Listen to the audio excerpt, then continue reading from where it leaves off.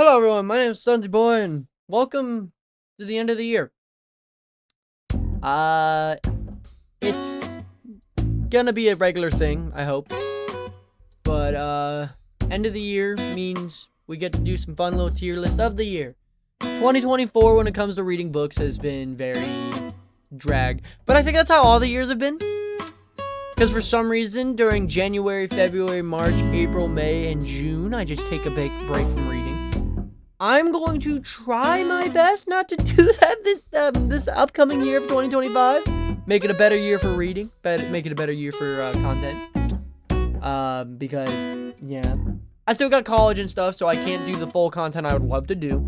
I just recently 100% Slime Rancher, so I really want to make that a video, but that's not going to be for another couple years. Heck. Wow, but that's perspective. But what I can do is do a tier list of all the books I've read of 2024. If you want to do this tier list yourself and submit it in the Discord that we have, you can go right ahead. The link is in the description of this video right now. And yeah, should be pretty good. All right, so let's start with the first book we did this year, and that was Minecraft Zombies Return. Minecraft Zombies 2 Return. The story of the girl and her zombie little brother, Jenny, I think. And then the adventurer coming to help. It was such a good, it's a really good story that like shows you a lot of like things with the like characters and stuff. It's very difficult to tackle.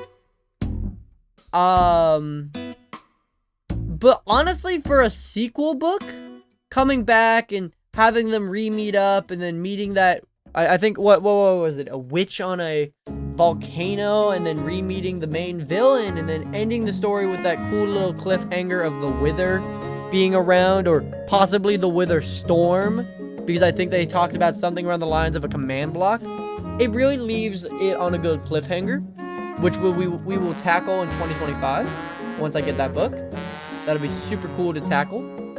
But honestly, when it comes to all the books here, comparing it, I think it was good.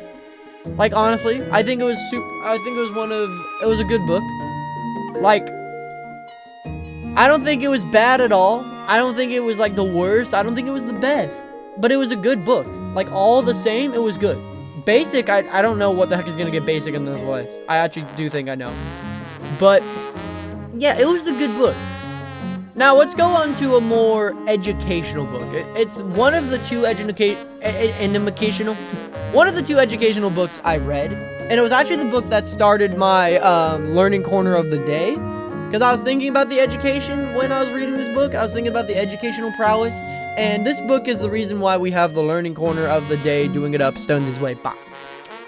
And that's The Island of the Blue Dolphins.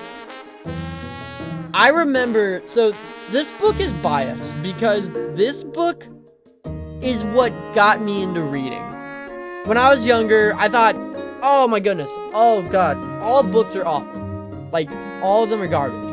These books are all awful, they're a waste of time. Why would I read something when I could just watch a movie, right? Thought it was the biggest waste of time in the world. And then I read The Island of the Blue Dolphins because I was forced to read it in, what was it, 6th grade? I think it was. And yeah, you know, I thought the same thing. I was like, oh yeah, waste of time book, right? But then I keep reading it, I realized this book goes into a lot of detail that movies refuse to do. So, for example, in the movie of The Island of the Blue Dolphins, her brother just ups and leaves and never comes back. But in the book, we know he was mauled to death by wolves. So it's stuff like that that, like, intrigued me into books. I got more and more into books, wanted to make audiobooks, started a YouTube channel called Stonesy Boy. I don't know if y'all ever heard of it. Did a few audiobooks, then decided, hey, you know what, I want to get into gaming, did a little bit of gaming, played a little bit of Doki Doki Literature Club, upgraded the PC, started working a lot faster, a lot more efficient. Then I had to go to college, lo-fi, took over the channel, and yeah, it was great. But this book, really solidified this idea of not only reading books for content, but also education. So I'm gonna say it's great because the story itself is really good and honestly just one of the best. The only thing I don't like about it, and the reason why it's not a 10 on 10, is the ending seems a little forced. Like, I understand she was the entire time trying to get out of the island and leave Wanatugu, or whatever the heck it was called. But I just feel like she could have been good, like, on her own, like, ended off on that. But I understand this story needed to end in some way. And I understand it ended a lot like how, Hatchet, or, The Lord of the Flies ended. I understand that. Which is going to be another great book that we're going to read. Next up, that was read, which was read in... It was read recently, hot dang. But it was Five Nights at Freddy's number 6, Into the Cliffs, or The Cliffs. I'm sorry, I didn't mean to say Into the Cliffs. The Cliffs. It was definitely... Okay, hold on. I need to grab the book. Because I will be so honest, I don't remember all of the story. I'm sorry, it was number 7. Number 7, The Cliffs. Okay, hold on. I just need to read the first page. So the first one was The Cliffs, which talks about a dad who's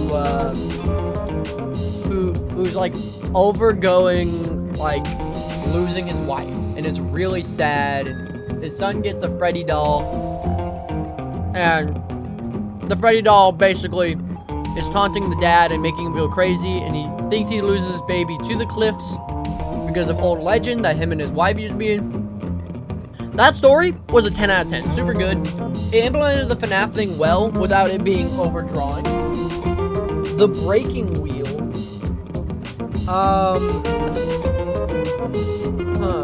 Read. Okay, let's see.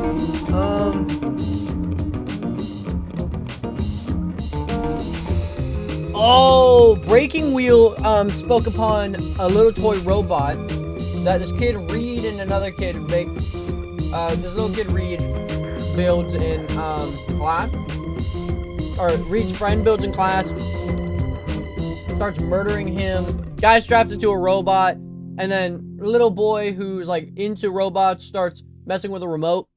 The boy comes by and beats the loving life out of him, turns him into like a spaghetti mangle. It does really good on description horror. Like, so good. Like, super, super good. I really wish that story had a sequel. And then, for the final book in this book was He Told Me Everything. Wish we were a nice family, Chris said, as his parents and sister sat around the second dinner table eating hot dogs, canned baked beans, and macaroni and cheese that come from a box. Smile, you told everything, he said. Oh, this is the story of Chris, a kid who's poor but wants to be rich, and then he goes around and he's like super sad. He abandons his friends, and then he gets transformed by a blob. It really didn't feel like a Five Nights at Freddy's book, you know what I mean?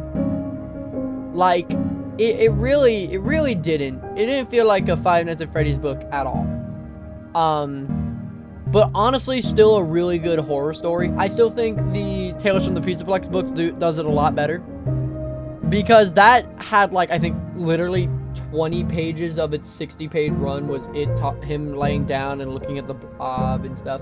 Which, another book that I read, from Into the Pit, To Be Beautiful, does really well on, like, making a description throughout it, not making a whole section about it, because it seems overbearing.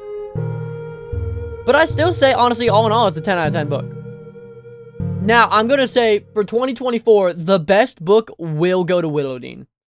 I mean, okay, let me explain Willowdene to you. Willow Dean was made, Willow Dean, a book that was basically out of the blue, did a super good job in, like, explaining the day-to-day life of a little girl who lost everything. I mean, she literally lost everything to a fire, her mom, her dad, her little brother. And that's not even that's pushed aside. And then you get this nice little story of a girl who's opening up to a guy named Chris or Caleb or Carl, whatever the heck his name is, I don't remember. And, you know, it's just a story of a girl opening up her shell, but then realizing, wait a minute, the weird things I'm trying to protect actually fuel the things the town people need. And then she, instead of, like, having this rage fit like a lot of other characters would, like, even the character from Minecraft The Island has, the main character from it has, she instead uses the town to, you know, like, be more educational. Like, she becomes a teacher and she starts studying environments and stuff and such things. And it's really cute. It's a book I'm going to seriously read to my kids in the future about environmental awareness. Not to force it down the throat, but, like, you know, just to teach them, hey, stuff happens in the environment. We need to keep an eye on that. And speaking of the environment, final book of the year was Minecraft The Island. I'm not even joking with you when I say I just got done recording it 20 minutes ago. Hot dang. That ending was sad with him almost drowning and then him coming up and then being like, I need to leave the island. I need to go and do a new adventure. Because to get my answers to life, I need to go out and get them. Because it sets up the next book, which is Minecraft The Mountain. Very, very well. And I also heard there's a third book, Minecraft The Village, which I think might be coming out 2025, or it's already out. Couldn't tell you which one. But it opens up your eyes to how, as a Minecraft player, you learn how to do things. Like, your first time you ever play Minecraft, which is The Island, would be you by yourself teaching yourself things. The second book, Minecraft The Cliffs, talks about him with a girl going on adventures through dimensions. So, of course, you learn new stuff from your friends, and, of course, you teach new stuff to your friends. Minecraft The Village? I couldn't tell you. Maybe it would be about adventuring out? Because I know each of them introduce a new addition to the game. So this one barely went up to the new village. Or, I'm sorry, yeah, the new villagers with the shield and the different blocks. And then next chapter, I know, talks about the nether dimension, which maybe will tackle, like, smokers and piglin brutes and other such things. And then the village could talk about, heck, maybe new villager trades, advanced villages, sniffers, that type of stuff. What I am sad to say is, though, if they tried to go for a fourth book, it's not going to do very well, because it's just Minecraft has become so lackluster with the updates that I don't know what the heck they can do it on. And I think these books are also a really good example of the good times of Minecraft updates. Like, The Island turned your normal crappy little world into a more advanced, more divulsive world of attacking and defense, more strategies, more redstone. While later on,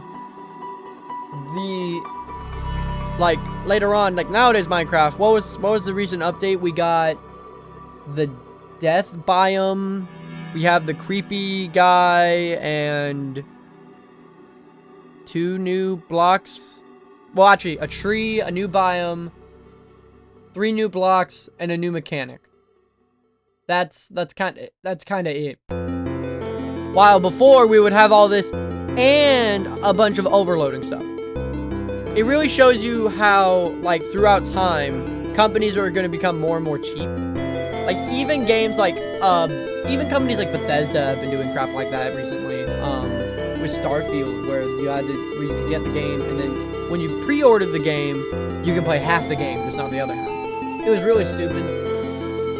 But what wasn't really stupid was Minecraft the Island, because this book was really good. It really reopened my eyes to like original Minecraft, and even on a stream, because this book took a month to read. I'm not gonna deny that. Even on a stream I did with a buddy, when we were, I think, trapped in a cave, I think I immediately bunkered up and made a 2x2 hole and started fishing immediately, because this book reminded me that, yeah, that's a thing I can do, because I'm rich. Like, even when I don't have food, I can still feed myself. Starvation isn't the final answer. Just stuff like that, and I mean, it's a 10 out of 10 book, good for the memories, and yeah. But, yeah, that was the books of 2024. 2025, I swear, is gonna have more books than just these 5. And yeah. Hope you guys have a super fantastic, wonderful year. Be polite, be efficient, make sure to like, comment, and subscribe. As of recording this, it is the 23rd. We are at 190 subscribers. I don't know if that's going to change. If we hit 200 by the end of the year, which I doubt, because that's only 7 days away. That'd be super cool. If not. I'm happy I made it this far. Super fantastic, wonderful day, and I'll see you guys next time. Download, you can play this in the link in below. Bye-bye!